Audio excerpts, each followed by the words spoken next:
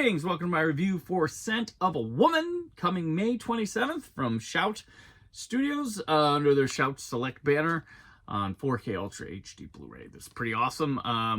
It's the one that won Pacino the Oscar, finally. Hooah, as they say with it. You knew that was coming from me, but I'll stop right there. I won't say it again.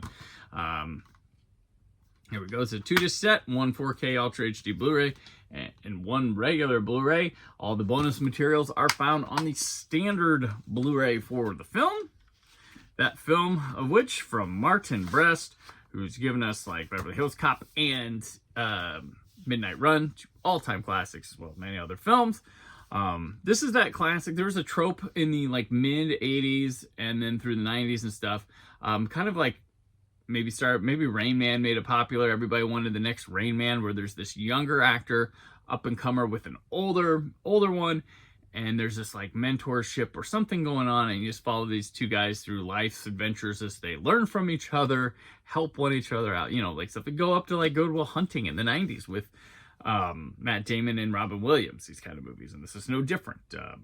Chris O'Donnell plays this kid from a school, like a private boarding, like, you know, fancy private school or whatever, and gets in some trouble. He wants to babysit for this blind retired military guy who's kind of a jerk while his family's gone, and they go through things. They deal with his family, they deal with Chris O'Donnell's like, you need to grow up type things, and one helps one another get through life. I mean, it's really, there's nothing to it. There's a young Philip Seymour Hoffman in this movie, which is kind of fun to see. Pacino, this has been considered a makeup Oscar, or, you know, like just not, you know, finally gave it to him or something like that. I think he's good in the movie.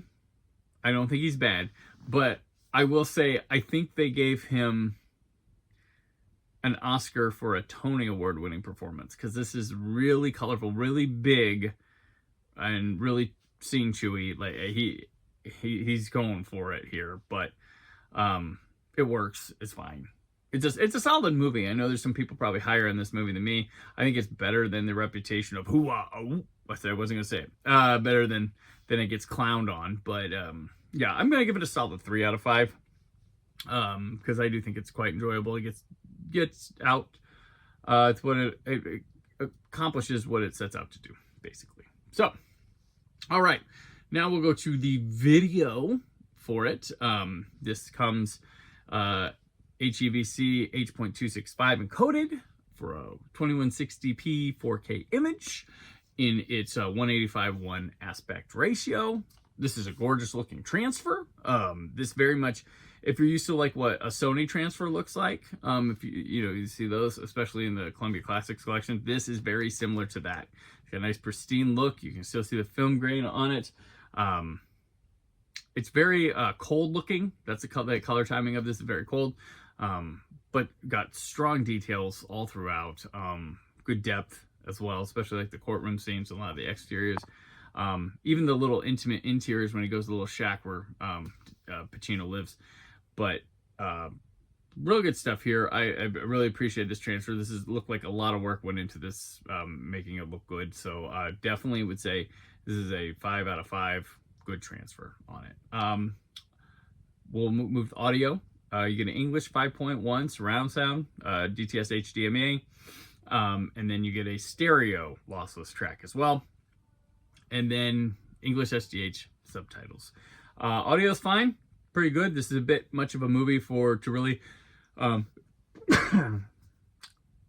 excuse me, to really put in for like a huge 5.1 track, but it really captures it as it is. I mean, the stereo track is probably good enough for a movie like this, but the 5.1 kind of opens up and spaces things a bit, gives you a little more airiness to it.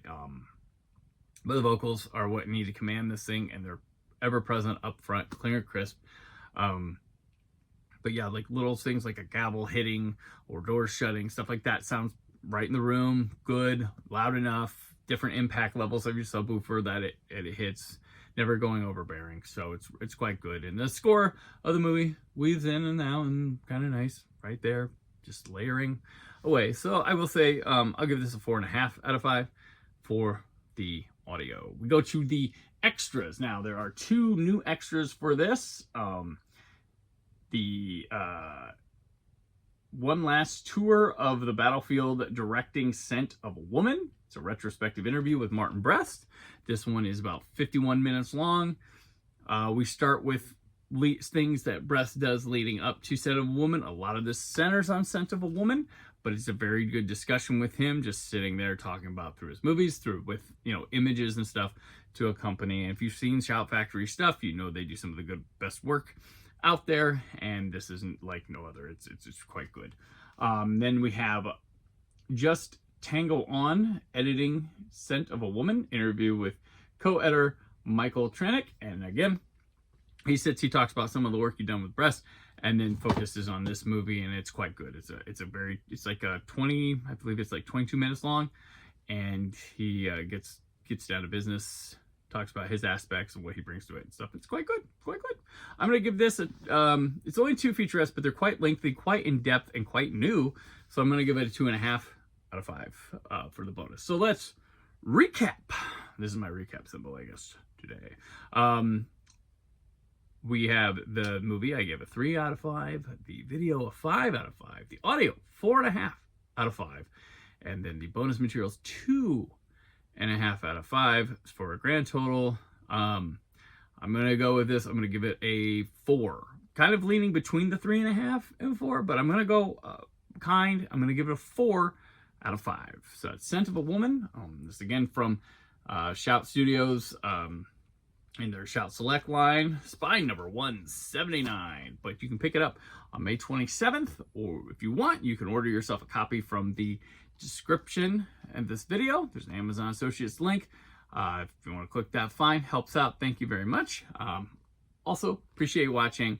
And as always, stay film positive.